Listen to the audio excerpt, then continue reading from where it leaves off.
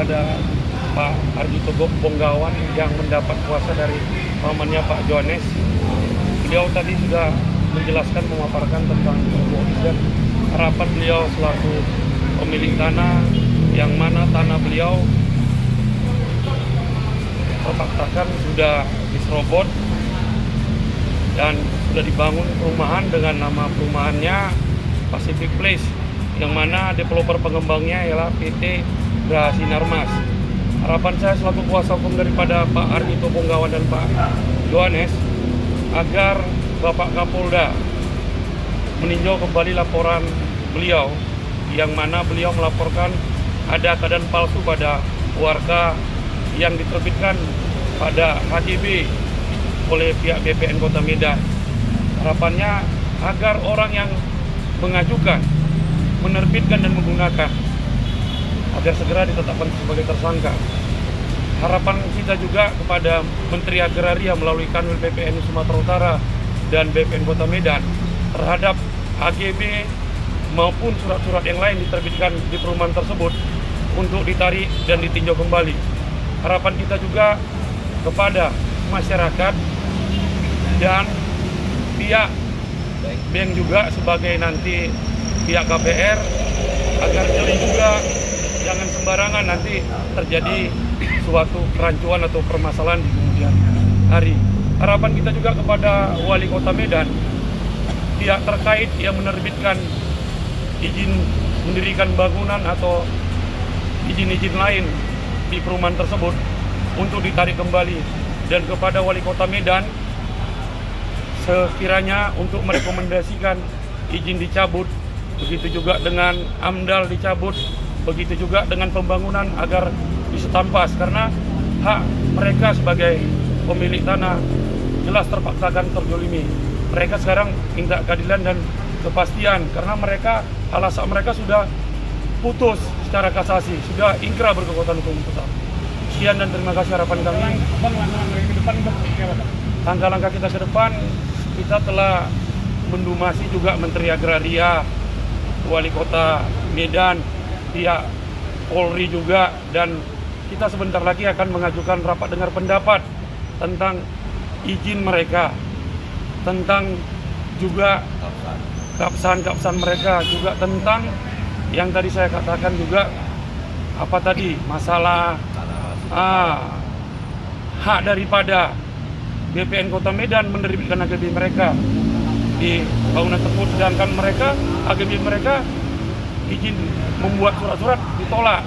Harapan kita kepada BPN Kota Medan sekali lagi untuk menarik kembali semua HGB yang diterbitkan di situ. Dan Polri untuk di posline segera atas tanah kami.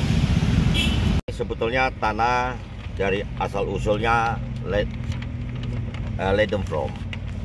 Jadi sedikit saya ingin utarakan terima kasih atas kedatangannya semuanya.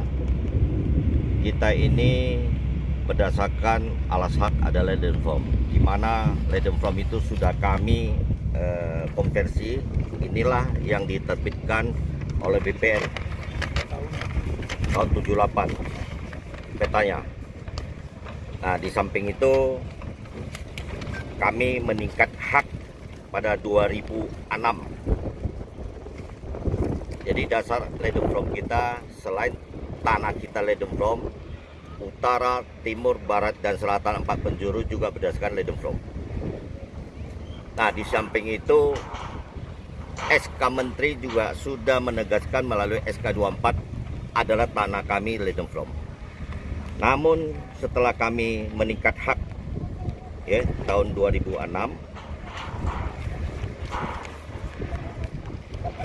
pada saat di 2006 kami meningkat hak, setelah dicek bersih oleh BPN, maka diperintahkan untuk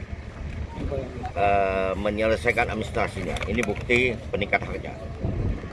Nah, kemudian kami juga suruh diselesaikan administrasinya. Ini barang buktinya adalah sudah kami membayar kepada BPN institusi. Ya, tahun 2006. Nah, setelah terbitnya surat tugas ukur di lapangan,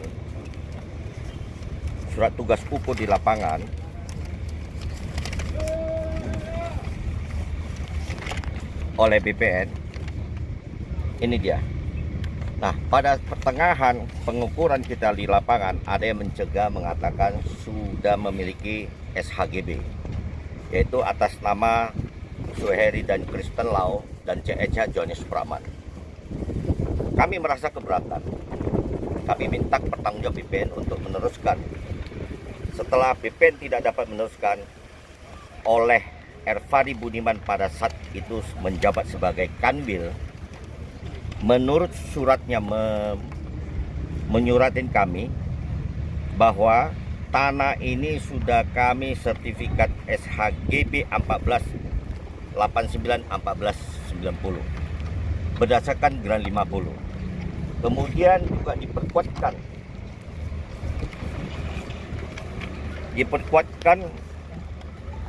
oleh Dr. Anda Nurhayati bahwa alas hak daripada SHGB 1489-90 berdasarkan alasannya adalah Gran 50 asli semuanya. Setelah kami cek di lapangan, BPN menyatakan setelah kami keberatan, kami lapor ke Poltabes Medan. Lalu Poltabes Medan minta warka kepada BPN. Setelah warkanya sudah keluar, BPN minta konfirmasi kepada konflik dan persengketaan Kasih 5, yaitu Haris Pasaribu. Beliau mengatakan bahwa sesuai dengan warka yang ada dan institusi adalah fotokopi yang difotokopi. Pertama, permohonan tidak ada, alasan yang tidak ada, fotokopi, dan SS-nya juga tidak ada. Maka kami kaget. Dasar itulah kami heran, kenapa BPN bisa menerbitkan suatu SHGB kepada Kristen Lau dan CS-nya berdasarkan fotokopi. Nah, dasar itu kami keberatan minta kepolisian.